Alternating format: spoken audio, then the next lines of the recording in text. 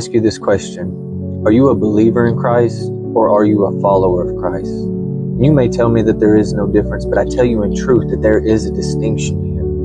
Now Jesus said, anyone who desires to be my disciple must deny himself, take up his cross, and follow after me.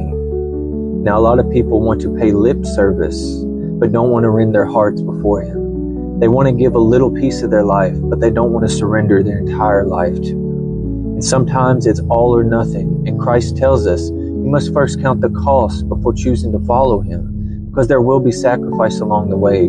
There will be uncertainties in the path. And there will be things you are faced with that are going to push and test and refine your character.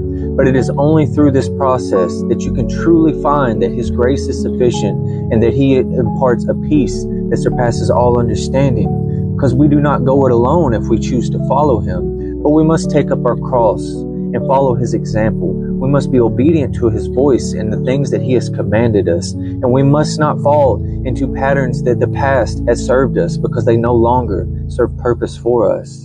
And so when we ask ourselves this question, am I just saying that I believe you with my mouth?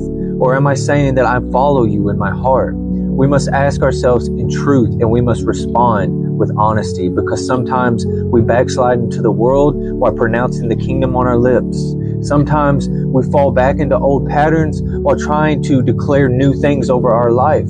But the Father has made all things new in those who choose to believe and follow after Yeshua the Messiah. But it's not going to be easy. In fact, he said tribulations are sure to come. In this world you will have trouble.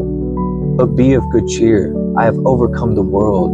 And because he has overcome the world, he has imparted to us his Spirit, so that we are not alone or left as orphans in this life. So let us be of good cheer.